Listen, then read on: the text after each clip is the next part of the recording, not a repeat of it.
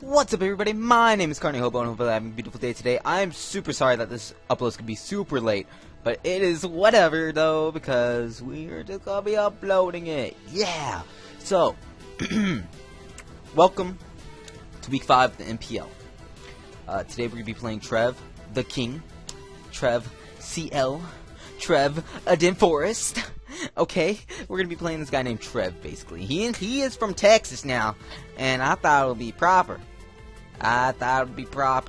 If I did a little Texan voice while accommodating his voice. And let's hop right into the team builder, because why the heck not? So I'm gonna have Heat Train, our Spice Ketchup, here today with the Flamethrower, Earth Power, Toxic, and Flash Cannon. We have enough speed to outspeed. Oh, let me quickly change this.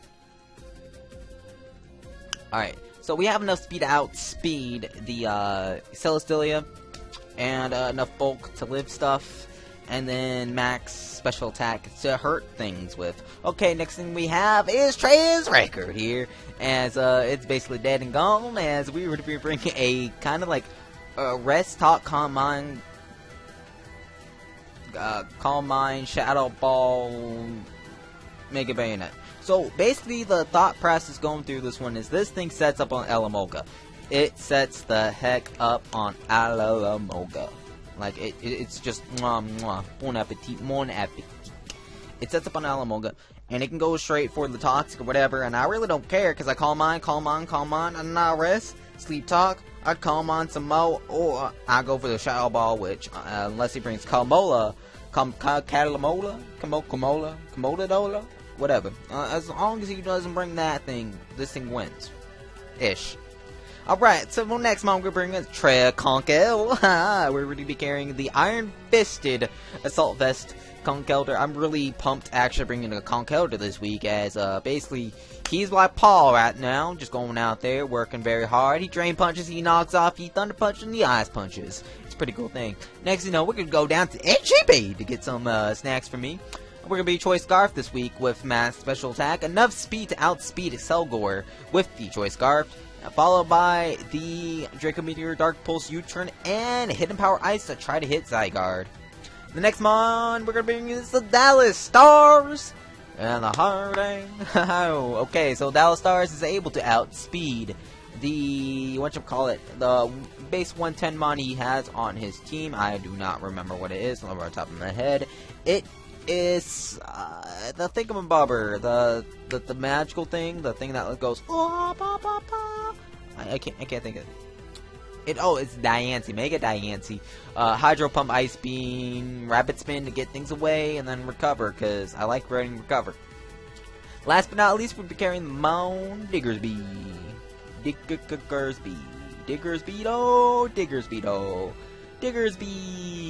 aka Buckies, because I love me some Buckies, man. Alright, we're carrying the Lumbear with huge power. Now this thing kinda just like, oh what? Oh, you're trying to burn me with that that magical power of Alamoga? That ain't gonna happen, bruh. That ain't gonna happen with a wild charge. Hit him with the ice punch, the EQ, and the quick attack just for stab and for our priority option. So if you need to pick off anything, we definitely do have the Diggersby. Alright, well that is the team preview. I hope you guys did enjoy. And now we're going to be hopping right into the match. Alright, now we're here in the match. So basically he brought things I was kind of scared of. He did bring the Celestelia, which I was kind of prepping on him for bringing. So I did carry a lot of thunder, basically electric type coverage, and also brought a lot of ice type coverage for Zygarde, and you know, everything's fairly prepped up for. I did build the team in about like 10 minutes, so it kind of contradicts what I'm saying, but it's whatever at the end of the day. So let's just hop right into the match here. Now I'm gonna warn you guys already, this is gonna be a very hacksy match, but I'm gonna start with Bucky's here. Bucky's, I'm like, yo dog, what is up? I'm gonna go for the ice punch here. I'm just gonna reveal it already, and I'm gonna get a critical hit. Now this basically kind of starts basically the hackiest match of all time. It is crazy. It is wonderful though, but I love it so much. but it's very hacksy. So I'm gonna go straight for the ice punch. I do get a crit. Crit really didn't matter in the long end of things, because you know, this thing does have the magical thing. So I'm gonna switch right into Mega Bayonet here. I'm gonna start Calm Minding up, because obviously he probably doesn't know what to do. He's gonna go for a wish here. I really don't mind. I'm gonna go for another Calm Mind here, as basically now I'm getting 2-hit KO'd by everything. I believe that's what the thing is. Now I'm getting 2-hit KO'd, or I'm sorry, no, I'm getting 3-hit KO'd with +2 above this thing. I have to go for the rest here because I cannot risk the roll on the Moonblast, and oh my lord, it did so much damage. So I'm like, okay, I'm cool with me going for another Calm Mind here, but I am going to get very unlucky, and I'm not going to be able to get the the Shadow Ball here. Now, if I got the Shadow Ball off here, it would not have killed. It definitely would not have killed. It probably would have done a little bit, because my Shadow Ball did. Actually, no, it had a chance to kill, probably. Probably had a chance to kill.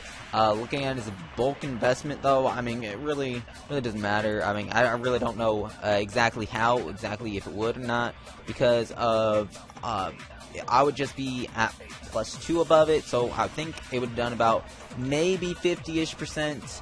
I mean, my first one did, you know, 42%, so I guess we'll do about 50%, but it's whatever. So we're just gonna die off to a crit Moonblast, which I mean really doesn't matter in the long end of things, but it's cool. So I'm gonna go out to my Heatran here, and originally I actually had a different set of Heatran I was planning in my mind. It was going to be a Flame Charge HP Ice set, and I thought, man, that would be pretty cool, but I oh gosh, diggity darn, it I don't know, I switched it up. I really wish I didn't, but it's whatever. So I don't have HP Ice here, so I'm gonna have to make a very, very cool play. As I mean, first things first, I go for the Flash Cannon, just trying to take off that thing in my bobber. But now I'm gonna go to Trev Conkel. You know, I'm like, yeah, Trev CL is here.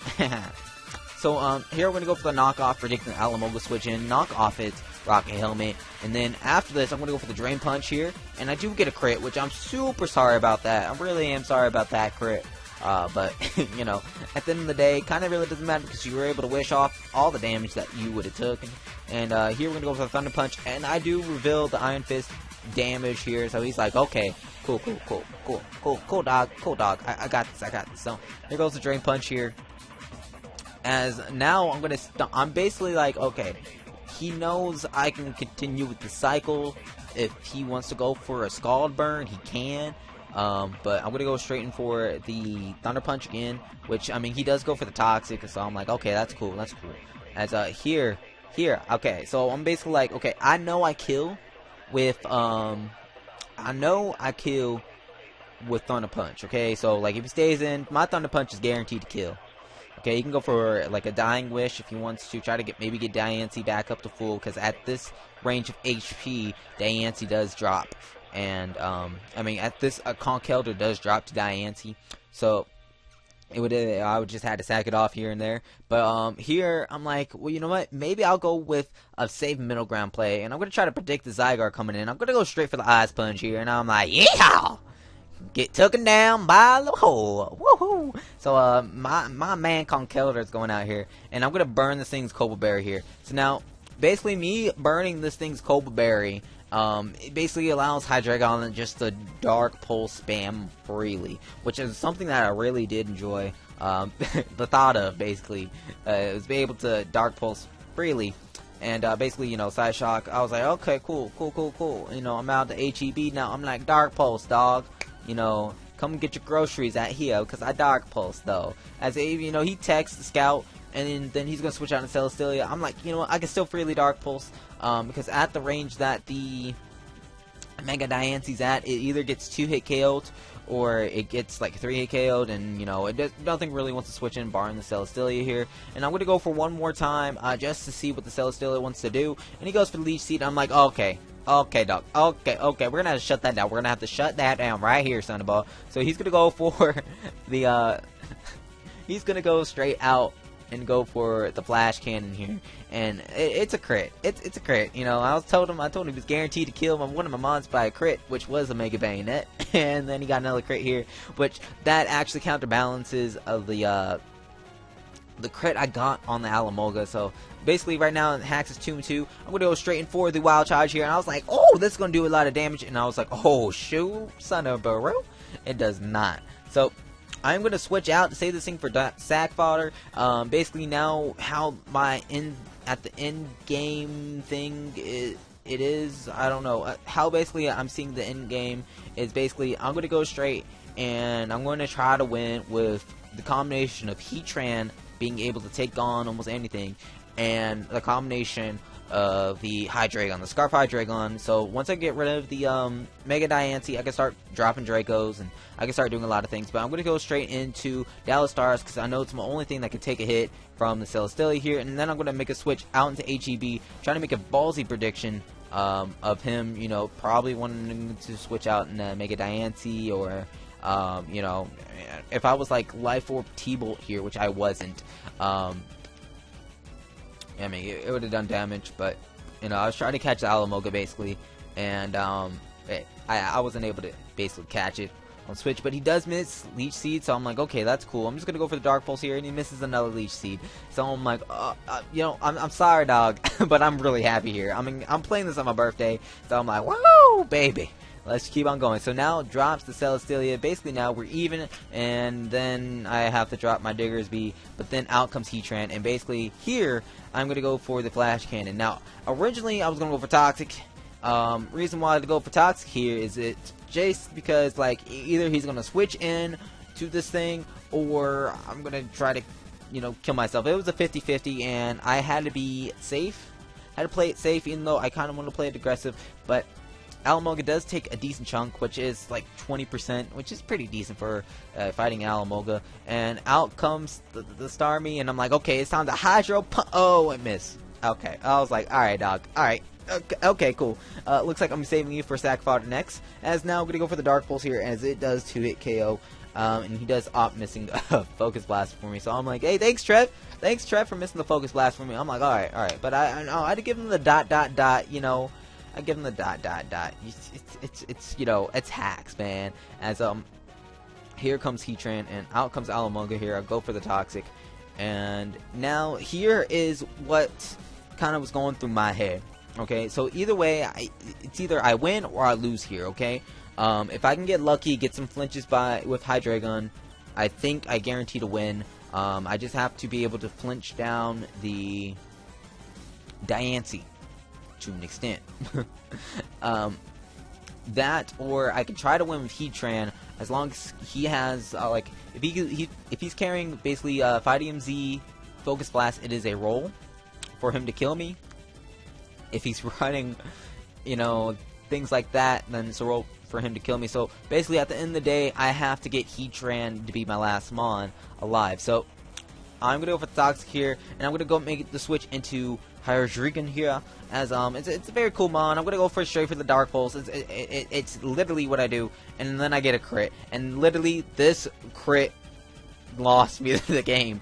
Ironically, a crit lost me a game instead of a crit winning me a game. Like, me critting something lost me a game, which is ironic. It's highly ironic because of how hacksful my season has been so far. But I mean, I guess that's just justice here. Basically, because this Alamoga is able to get off like a Dying Wish type dude, and yeah, I'm gonna basically go for the Dark Pulse here. I'm like, maybe I can do some damage, and no, I won't. So now it's just Heatran versus Niantic here. So I'm gonna go straight for the Flash Cannon. That is my play. So I'm gonna go straight for Flash Cannon. I do kill the Diancie. Now it's 1v1. Even with -1 special attack, if I do remember correctly, my Flamethrower still has a chance to kill a Selgor from full. Okay, it has a slim chance to kill a Selgor from full. Actually, let me get that correct number out for you. I'm gonna. So basically, the calc is that he had. Basically, if like I can live a Fighting MZ, I can live a Fighting MZ thing. But if he does have Bud Slap, I do die. I do drop to this thing, as he opts to actually have the Mud Slap, the Tectonic Rage, and he's able to kill me. But Basically, the roll was in my favor. It was an 87.5% chance. An 87.5% chance for me to win that if he didn't have that one move. But he does, and GG, it worked. I do want to thank Trev. You know, it was a really cool match. I really did enjoy it. And I'm really stoked. I want to play Maddie, and we're going to be playing Maddie soon. And I gotta go train. So I hope to see you guys again soon. But until next time, this is your boy, Carne Hobo, signing off. Goodbye.